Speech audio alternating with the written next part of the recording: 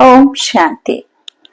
3 दिसंबर 2024 के आज के मुरली के महावाक्य हैं। आज के साकार मधुर में सर्वशक्तिमान बेहद के बाप ने हम मास्टर सर्वशक्ति बेहद के बच्चों से कहा, मीठे बच्चे याद की यात्रा मत बनो, याद से ही आत्मा पावन बनेगी। पाए हैं सभी आत्माओं की सेवा कर उन्हें शुद्ध बनाने। प्रश्न मुरली का, कौन सी स्मृति बनी पान शुद्ध हो जाएगा? उत्तर में बाबा ने कहा, यदि स्मृति रहे कि हम बाबा के पास खंड में जाने के लिए व मनुष्य से देवता बनने के लिए, तो खान पान शुद्ध हो जाएगा। देवताएं कभी अशुद्ध चीज नहीं खाते। जब हम सत्य बाबा के पास आए हैं सचखंड पावन दुनिया का मालिक बनने, तो पवित्र होना, पतित अशुद्ध बन नहीं सकते।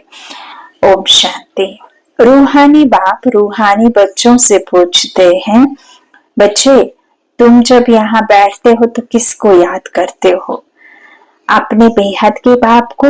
वह कहाँ है? उनको पुकारा जाता है ना, हे पतित पावन। आजकल सन्यासी भी कहते रहते हैं पतित पावन सीताराम, अर्थात पतितों को पावन बनाने वाले राम आओ। यह तो बच्चे समझते हैं। पावन दुनिया सतयुग को, पतित दुनिया कलयुग को कहा जाता है। अभी तुम कहाँ बैठे हो? कलयुग के अंत में।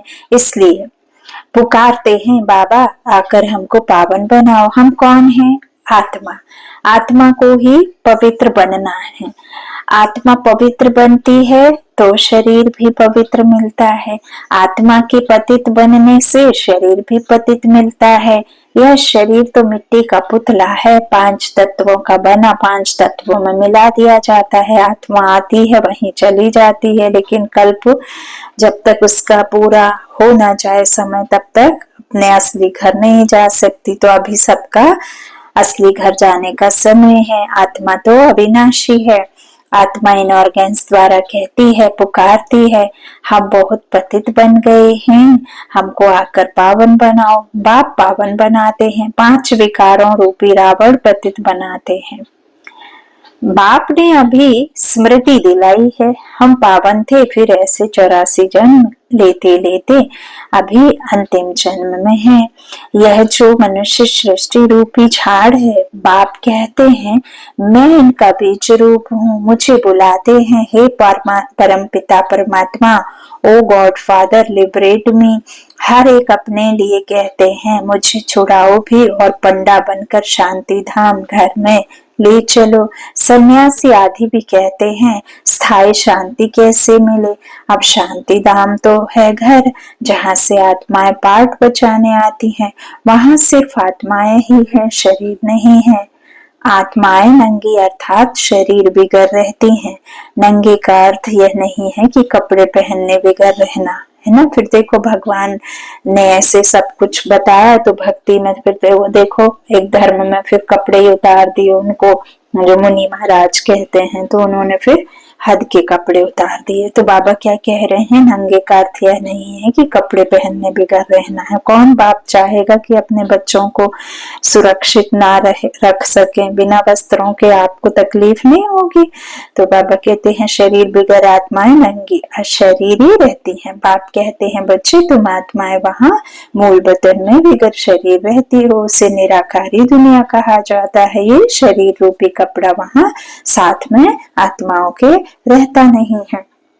बच्चों को सीढ़ी पर समझाया गया है, कैसे हम सीढ़ी नीचे उतरते आए हैं। पूरे 84 जन्म लगे हैं मैक्सिमम, फिर कोई एक जन्म भी लेते हैं। बाबा कहते हैं मैक्सिमम 84 जन्म और फिर सबसे कम 1 जन्म। आत्माएं ऊपर से आती ही रहती हैं। अभी बाप कहते हैं मैं आया हूँ पावन बनाने। शिव बाबा ब्रह्मा द्वारा तुम्हें पढ़ाते हैं। शिव बाबा है आत्माओं का बाप और ब्रह्मा को आदि देव कहते हैं। इस दादा में बाप कैसे आते हैं यह तुम बच्चे ही जानते हो। मुझे बुलाते भी हैं, हे पतित पावन आओ। आत्माओं ने इस शरीर द्वारा बुलाया है। मुख्य आत्मा है ना, यह है ही दुख धाम। यहाँ कलयुग में देखो बैठे बैठे अचानक मृत्यु हो जाती है, यहाँ ऐसे कोई बीमार ही नहीं होते। वहां पे बाबा कहते थोड़े ना ऐसे बीमार होते हैं सतयुग में, जैसे यहाँ जब तक कोई भी अनेक अनेक बीमारियां लगी हैं, पता ही नहीं है इलाज का, क्योंकि नई नई बीमारियां उत्पन्न हो रही हैं। तो बाबा कहते हैं वहां ये सब बीमारियां नहीं होती। नाम ही है स्वर्ग, कितना अच्छा नाम है, कहने से दिल खुश हो जाता है। क्रिश्चियन भी कहते हैं क्राइस्ट से 3000 वर्ष पहले पैराडाइज था। यहाँ भारतवासियों को तो कुछ भी पता नहीं है, क्योंकि उन्होंने सुख बहुत देखा है तो दुख भी बहुत देख रहे हैं। तमो प्रधान बने हैं, 84 जन्म भी इन्हों हैं। आधा कल्प बाद फिर और धर्म वाले आते हैं। अभी तुम समझते हो आधा कल्प देवी देवताएं थे तो और कोई धर्म नहीं था। फिर त्रेता में जब राम हुआ तो भी इस्लामी बौद्ध ही नहीं थे। मनुष्य तो बिल्कुल घोर अंधियारे में है। कह देते दुनिया की आयु लाखों वर्ष है। अच्छा, बाबा कहते हैं सतयुग में जब लक्ष्मी नारायण का राज्य होता है ना, तब चंद्रवंशी घराना का कोई नहीं रहता है। वहां पे सिर्फ और सिर्फ लक्ष्मी नारायण का राज्य रहता है सतयुगी राज्य में। फिर बाबा कहते हैं त्रेता युगी में राम सीता होते हैं, तब कोई भी सूर्यवंशी नहीं होता, सिर्फ जो चंद्रवंशी रहते हैं। और फिर बाबा कहते जब द्वापर आता है ना, तब होता है फिर और धर्मों का आना। तो इस तरह से बाबा कहते राम सीता के राज्य में भी कोई और धर्म वाले इस्लामी बौद्ध ही नहीं थे। मनुष्य तो अभी घोर अंधियारे में है। कह देते दुनिया की आयु लाखों वर्ष है। इसलिए मनुष्य मूंझते हैं कि कलयुग छोटा बच्चा है या थोड़ा बच्चा है ना। तो बाबा कहते हैं तुम अभी समझते हो कलयुग पूरा हो, अभी सतयुग आएगा, इसलिए तुम आए हो बाप से स्वर्ग का वर्षा लेने। तुम सब स्वर्गवासी थे, बाप आते ही हैं स्वर्ग स्थापन करने, तुम ही स्वर्ग में आते हो। बाकी सब शांति धाम घर चले जाते हैं, वह है स्वीट होम। आत्माएं यहाँ निवास करती हैं, फिर यहाँ आकर पाठ बजाने पाठधारी बनते हैं। कहाँ निवास करती हैं? परम धाम में। और आती कहाँ है पाठ बजाने? साकार लोक में, इस धरा पर, इस दुनिया में, पृथ्वी लोक में। तो बाबा कहते वहां शरीर ना होने कारण आत्माएं शांति में रहती हैं। और बाबा कहते हैं बाकी सब शांति धाम घर चले जाएंगे, तुम स्वर्ग में आ जाओगे बाया शांति धाम, वह है स्वीट होम। आत्माएं वहां निवास करती हैं, फिर यहाँ आकर पाठधारी बनते हैं। शरीर बिगड़ तो आत्मा बोल भी न सके, वहां शरीर ना होने कारण आत्माएं शांति में रहती हैं। फिर आधा कल्प है देवी देवताएं सूर्यवंशी और चंद्रवंशी। फिर द्वापर कलयुग में होते हैं मनुष्य, क्योंकि फिर देवताई गुण उनके खत्म हो जाते हैं। प्रारब्धि प्राप्ति उनकी त्रेता के अंत तक ज्ञान की जो मिलती है वो फिनिश हो जाती है। तो बाबा कहते हैं फिर वहां से द्वापर से क्या हो जाता है? द्वापर कलयुग में मनुष्य कहेंगे, देवी देवता का कोई भी नामो निशान नहीं बचता। देवताओं का राज्य था, फिर अब वह कहाँ गए किसको पता नहीं है। यह नॉलेज अभी तुमको बाप से मिलती है, और कोई मनुष्य में यह नॉलेज होती नहीं है। बाप ही आकर मनुष्यों को यह नॉलेज देते हैं, जिससे ही मनुष्य से देवता बनते हैं। तुम यहाँ आए ही हो मनुष्य से देवता बनने के लिए। देवताओं का खान पान अशुद्ध नहीं होता है, वे कभी बीड़ी आदि नहीं पीते हैं। यहाँ के पतित मनुष्यों की बात मत पूछो, क्या क्या खाते हैं। अब बाप समझाते हैं, यहाँ भारत पहले सचखंड था, यही भारत यहाँ पहले सचखंड था। जरूर सच्चे बाप ने स्थापन किया होगा। बाप को ही ट्रुथ कहा जाता है। बाप ही कहते हैं मैं ही इस भारत को सचखंड बनाता हूँ। तुम सच्चे देवताएं कैसे बन सकते हो वह भी तुमको सिखलाता हूँ। कितने बच्चे यहाँ आते हैं, इसलिए यह मकान आदि बनवाने पड़ते हैं। अंत तक भी बनते रहेंगे, बहुत बनेंगे। मकान खरीद भी करते हैं। शिव बाबा ब्रह्मा द्वारा कार्य करते हैं। ब्रह्मा हो गया सांवरा, क्योंकि यह बहुत जन्मों के अंत का जन्म है ना। यह फिर गोरा बनेगा। कृष्ण का भी चित्र गोरा और सांवरा है ना। म्यूजियम में बड़े बड़े अच्छे चित्र हैं, जिस पर तुम किसको अच्छी रीति समझा सकते हो। यहाँ बाबा म्यूजियम नहीं बनवाते हैं, इनको कहा जाता है टावर ऑफ साइलेंस। तुम जानते हो हम शांति धाम अपने घर जाते हैं, हम वहां के रहने वाले हैं, फिर यहाँ आकर शरीर ले पाठ बचाते हैं। बच्चों को पहले पहले यह निश्चय होना चाहिए कि यह कोई साधु संत नहीं पढ़ाते हैं। यह दादा तो सिंध का रहने वाला था, सिंधी थे ना, और हमारा शिव बाबा बिंदी, तो पापा कहते हैं, और बाबा की भाषा हिंदी, तो बाबा कहते हैं ये सिंधी है, वो बिंदी है और भाषा सिंधी है। तो सिंध का रहने वाला था, परंतु इसमें जो प्रवेश कर बोलते हैं वह है ज्ञान का सागर, सिंधु समान। परंतु कह देते उनका नाम रूप है ही नहीं, वह निराकार है, उसका कोई आकार नहीं है। फिर कह देते वह सर्वव्यापी है। अरे परमात्मा कहाँ है? कहेंगे वह सर्वव्यापी है, सबके अंदर है। अरे हर एक आत्मा के अंदर आत्मा बैठी है, सब भाई भाई है ना, सब उस पिता की संतान आत्मा है, और हर शरीर के अंदर आत्मा बैठी है, तो सब आपस में भाई भाई है ना। फिर घट घट में परमात्मा कहाँ से आया? ऐसे नहीं कहेंगे, परमात्मा भी है और आत्मा भी है, साथ में कैसे संभव? परमात्मा बाप को बुलाते हैं, बाबा आकर हम पतितों को पावन बनाओ, मुझे तुम बुलाते हो यह धंधा, यह सेवा करने लिए, हम सभी को आकर शुद्ध बनाओ। पतित दुनिया में हमको निमंत्रण देते हो, कहते हो बाबा हम पतित हैं। बाप तो पावन दुनिया देखते ही नहीं, पतित दुनिया में ही तुम्हारी सेवा करने के लिए आए हैं। देखो ड्रामा भी कैसा वंडर है। अब यह रावण राज्य विनाश हो जाएगा, बाकी तुम जो राजयोग सीखते हो वह जाकर राजाओं का राजा बनते हो। तुमको अनगिनत बार पढ़ाया है, फिर 5000 वर्ष बाद तुमको ही पढ़ाएंगे। सतयुग त्रेता की राजधानी अब स्थापन हो रही है। पहले है ब्राह्मण कुल, प्रजापिता ब्रह्मा गाया जाता है ना, जिसको एडम आदि देव कहते हैं। यह कोई को पता नहीं है, बहुत हैं जो यहाँ आकर सुनकर फिर माया के वश हो जाते हैं। पुण्य आत्मा बनते बनते पाप आत्मा बन पड़ते हैं। माया बड़ी जबरदस्त है, सबको पाप आत्मा बना देती है।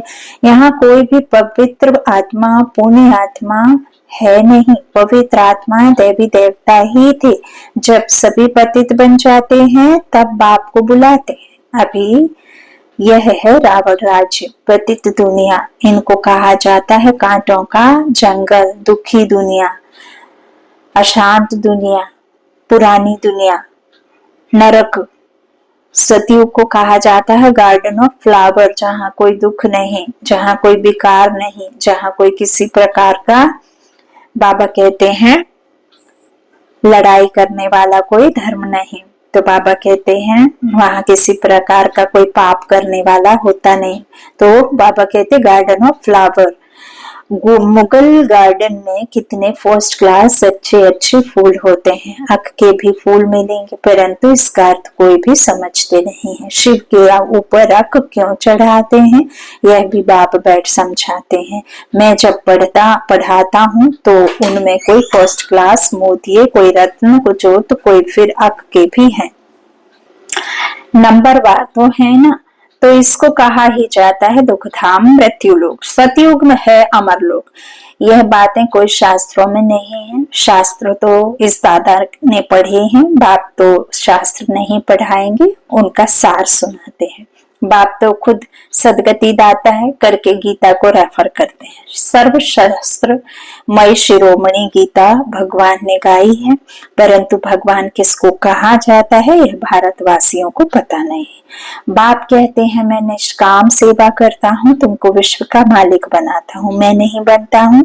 स्वर्ग में तुम मुझे याद नहीं करते हो, दुख में सिमरन सब करें, सुख में करे ना कोई। जो सुख में सिमरन करे सो दुख काहे को होए, लेकिन बाबा कहते सुख में याद कर ही नहीं सकते, दुख में सिमरन सब करते हैं। इनको दुख और सुख का खेल कहा जाता है। स्वर्ग में और कोई दूसरा धर्म होता ही नहीं, वह सभी आते ही हैं बाद में। तुम जानते हो अभी इस पुरानी दुनिया का विनाश हो जाएगा, नेचुरल कैलामिटीज तूफान आएंगे, जोर से सब खत्म हो जाएंगे। तो बाप अभी आकर बेसमझदार से समझदार बनाते हैं। बाप ने कितना धन माल दिया था, सब कहाँ गया? अभी कितने इंसॉल्वेंट बन गए हैं। भारत जो सोने की चिड़िया था वह अब क्या बन पड़ा है। अब फिर पतित पावन बाप आए हैं, राजयोग सिखला रहे हैं, वह है हठ योग, यह है राजयोग। यह राजयोग दोनों के लिए है, वह हठ योग सिर्फ पुरुष ही सीखते हैं। अब बाप कहते हैं पुरुषार्थ करो, विश्व का मालिक बनो और विश्व का मालिक बनकर दिखाओ। अब इस पुरानी दुनिया का विनाश तो होना ही है, बाकी थोड़ा समय है। यह लड़ाई अंतिम लड़ाई है।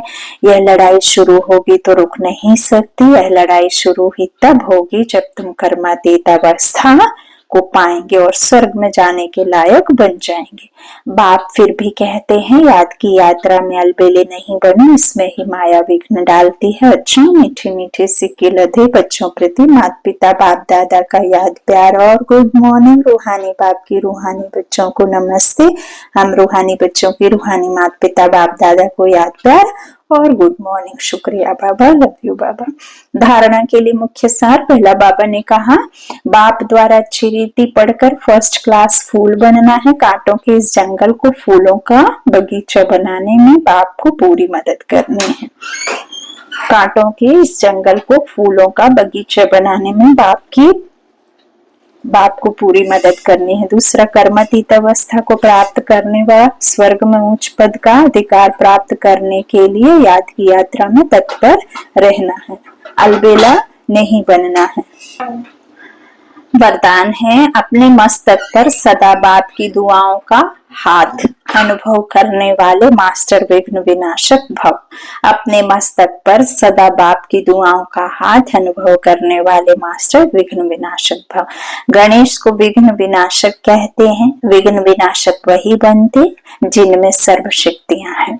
सर्व शक्तियों को समय प्रमाण कार्य में लगाओ तो विघ्न ठहर नहीं सकते। कितने भी रूप से माया आए, लेकिन आप नॉलेजफुल बनो। नॉलेजफुल आत्मा कभी माया से हार खा नहीं सकती। जब मस्तक पर बाप दादा की दुआओं का हाथ है तो विजय का तिलक लगा हुआ है। परमात्मा हाथ और साथ विघ्न विनाशक बना देता है। स्लोगन, स्वयं में गुणों को धारण कर दूसरों को गुणदान करने वाले ही गुणमूर्त हैं। स्वयं में गुणों को धारण कर दूसरों को गुणदान करने वाले ही गुणमूर्त हैं। अच्छा, ओम शांति। शुक्रिया बाबा।